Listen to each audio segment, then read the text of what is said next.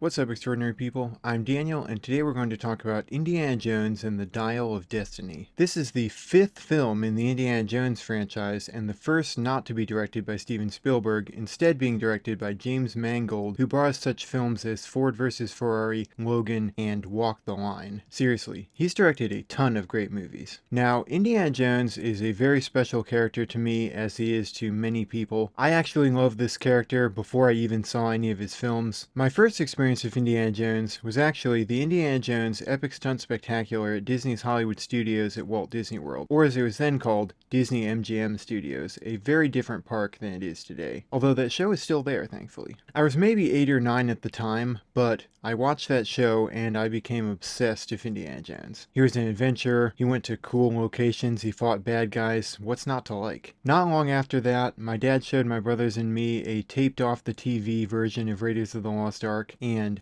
I vividly remember watching that for the first time. We had this little TV in my parents' room, we all sat on the floor, we turned the lights off, and you could say a core memory was created. I absolutely loved that movie. Since then, I've seen all 4 of the previous Indiana Jones films many times. Raiders of the Lost Ark, amazing. Temple of Doom, great. The Last Crusade, amazing. Kingdom of the Crystal Skull, not great, really has a lot of problems.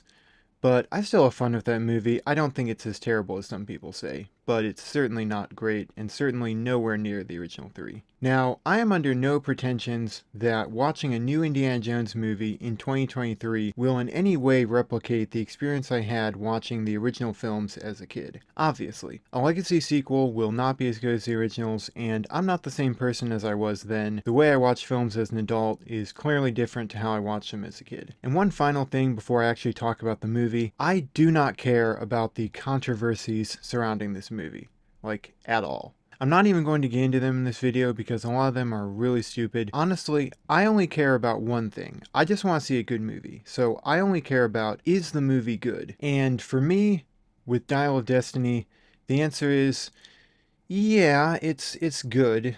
It's not great, but it's pretty good, so let's get into it. The first 20 minutes of this movie was probably the part I enjoyed the most. It's an action-packed sequence that, to me, felt a lot like classic Indiana Jones. The sequence is set long before the main events of the film, and Harrison Ford has been de-aged to look like a younger Indiana Jones. I think the effects for de-aging him look pretty good. Obviously, you know, they're not perfect, but I didn't really notice any major problems with the de-aging. Mostly I was just enjoying the sequence. Everything else in the sequence is just so perfect and gripping and well directed. I really didn't care if the CGI looked absolutely perfect. Now the rest of the movie, once the main plot gets going, is okay. There are things I liked and there are things I didn't like. So let's start with Harrison Ford. His performance here is great, as always. The movie acknowledges that Indiana Jones is old now, and I think that's really good. Way too often, society and movies tends to just worship youth and act like once you're at a certain age,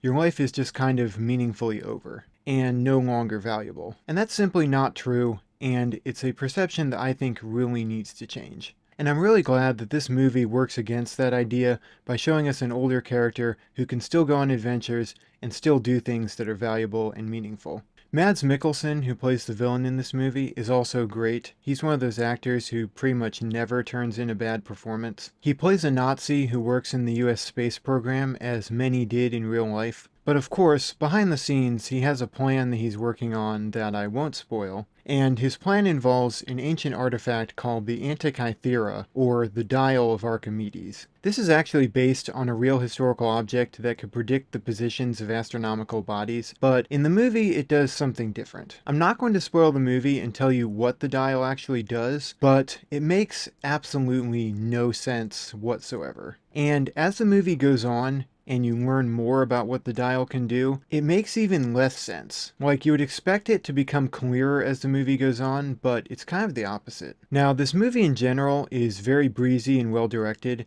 It has a lot of action sequences, most of which are really well done, and the runtime mostly flies by despite it being a longer film. My main problems with the movie are the aforementioned dial and a character named Helena Shaw played by Phoebe Waller-Bridge. The character is Indiana Jones's goddaughter, who Indiana Indiana Jones promised a close friend he would take care of, but doesn't, and then kind of just leaves her to fend for herself. And as a result, she's had to take care of herself pretty much her entire life. Now, that's an interesting setup.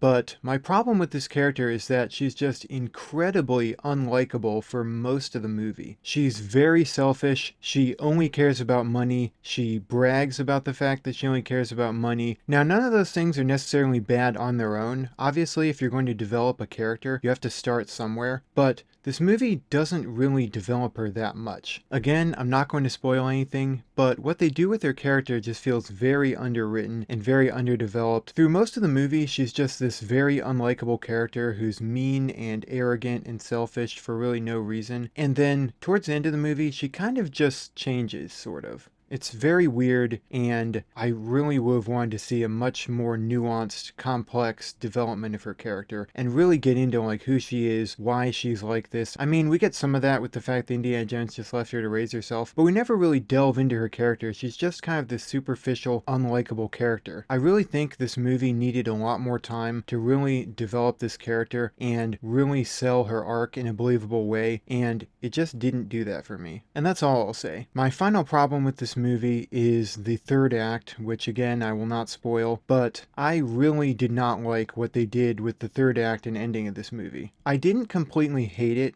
Like, it's far from the worst ending I've ever seen to a movie, but it could have been so much better, and honestly, the more I think about it, the more I don't like it. So, overall, I did enjoy this movie for the most part. It was mostly a fun time, but it really is a very mixed bag, and as an Indiana Jones movie, it really doesn't come close to touching the original three. Do I think this is better than Kingdom of the Crystal Skull? I honestly right now don't really know. I think most people will find it better than Kingdom of the Crystal Skull. Kingdom of the Crystal Skull has some really low lows, if you will, and I think for most people, Dial of Destiny isn't really going to reach those, but for some people it might. Like, obviously it's going to depend on your perspective and your opinion, but I feel like these two are kind of in the same category, at least for me. They're movies I enjoy and have fun with, but there's also just a lot of stuff they did in those movies that I really didn't like and thought they could have done better. On a scale of 1 to 10, I'm going to give Indiana Jones and the Dial of Destiny a 6. Alright guys,